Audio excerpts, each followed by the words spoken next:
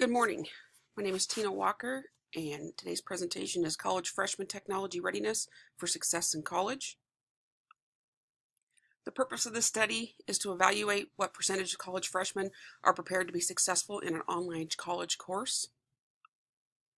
My hypothesis was that many incoming freshmen are not technologically prepared to succeed in online hybrid college courses.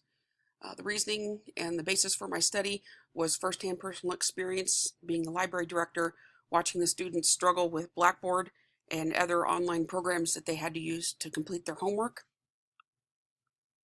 The questions that I asked for the demographics were the age, 19, 20, 21, and 22, the current grade level, whether they were a high school senior or college freshman, and their racial, ethnic background, Caucasian, African American, Latino, Hispanic, Native American, Eskimo, or multi-ethnic or other.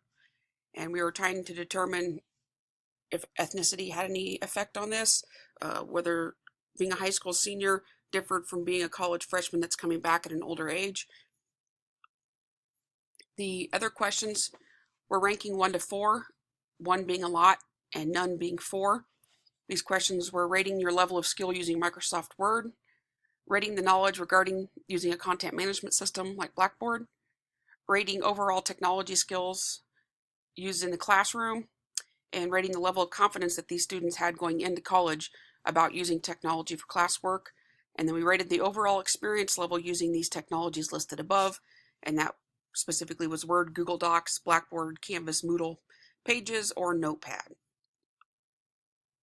Another follow-up question I asked was to list any technologies or software programs you have experience using in an educational role that had not been included in the survey. I wanted to find out if there was any technology being used in the classroom that I had not included in the survey, so that in future surveys this information could be added. The demographic variables were age, race, and grade level. The age breakdown, there were 18 students that were 19 or older, and then there were 20 between 20 and 21, and then there were 22 students that were 22 and older, which those would be the official non-traditional students.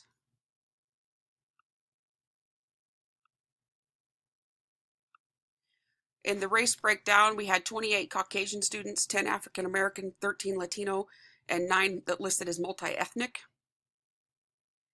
In the future, I would put an additional other or comment box on multi-ethnic to figure out what that multi-ethnicity is. The population that I used for the survey was Mid-Plains Community College incoming freshman students. Mid-Plains Community College has a full-time FTE of 1,280 students. The freshman incoming class is about 450 students. Our sample was about 13% of the incoming class. The MPC incoming class is 35% non-traditional students that are over the age of 22 and 65% traditional students that are those high school seniors coming right out of high school. The online course rate at MPCC is 60% of the classes are available via Blackboard in either a hybrid or format or an online course format. So over half the classes at the college, the students have to use an online content management system. The population, I randomly selected incoming freshmen at Mid-Plains Community College. There were a total of 60 respondents. 18 of those were 19 years old, and 42 of those were 20 plus years old. 28 were Caucasians, 10 African American, 13 Latinos, and 9 multi-ethnic students. For the quantitative study, I created a survey using SurveyMonkey, which I distributed via email, Facebook, and then in-person printed off copies to various incoming freshmen registered at MPCC. After viewing the results, I conducted both a descriptive analysis and cross-tabulation analysis through the SPSS software. I created a survey and SurveyMonkey sent it out, handed it out to the incoming freshmen. Responses were collected anonymously, and I compiled these inside SurveyMonkey. The software does the tabulations and the information sharing that you would normally do yourself. Survey was comprised of demographic questions, rating questions, and follow-up comment questions. The follow-up questions had more than 60 responses as I asked for a list of additional technology the respondents had used in the classroom, not included in the survey, to be used for future studies. So because they had more than 60 responses on those two questions, I left them out of the SPSS software because it kept throwing off my tabulations because it kept reporting 106 missing files or responses, so I took those 2 long terms out. The limitations to the study, the distribution was limited based on the small population size. The college itself has a small population size, and then we only use 13% of that. Distribution was also limited based on the amount of time available to collect responses.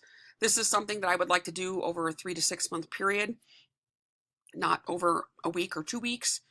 The distribution was limited due to constraints of keeping respondents to 19 years of age or older, due to the time constraints on getting parent permission slips. I did not have time to obtain those slips and get them back as necessary, so I limited all the respondents that were high school seniors to 19 years of age or older. We did not assess participants' majors or area of study. That could be used in the study to also determine if they have a declared major, whether or not they'll be more successful, or if they don't know what they want to do, if they're less successful. The study could have been conducted over a longer period of time. I could include high school seniors under 19 and compare their responses after they complete their first year of college, so we could do a before and after evaluation. What they thought they knew could be greatly changed by the end of their freshman year, so the study could be split into non-traditional and traditional freshmen using 2 different studies for more in-depth analysis. The demographic results, very interesting to look at the confidence level versus the grade level. The pie chart shows the percentage of high school students equal to the level of confidence of a lot or some, and the percent of non-traditional students equals the very little or none confidence levels. Age may have an effect on the confidence level of technology use in the college. As you can see from the pie chart, the blue area on the grade level for high school seniors is almost an exact duplicate of the a lot or some area on the pie chart for confidence level. And vice versa, the very little to none confidence level is almost the exact same as the college freshman, which is higher than 19 to be 20 to 22 years old. The demographic variables, we did an age versus skill level. The age level seems to have an inverse correlation to the level of skill regarding technology use in the classroom. The a lot respondents were 19, and the none respondents were 22 and over. The non-traditional students may have a more difficult time using technology in the classroom.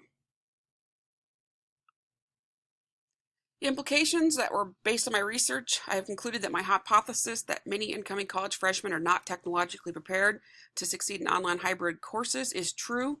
The results showed that almost 75% of the respondents had very little to none confidence with technology in the classroom, and the responses to the level of skill with Word was only 50% for the top 2 and the bottom 2 responses of none or very little.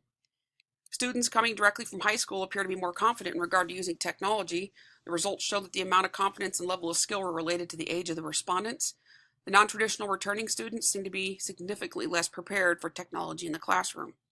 And as the current rate of non-traditional students in college continues to rise in the United States, this could be a major impact into success and retention rates. I used the course textbook and the Trends and Statistics website from Mid-Plains Community College. And thank you for listening to my presentation.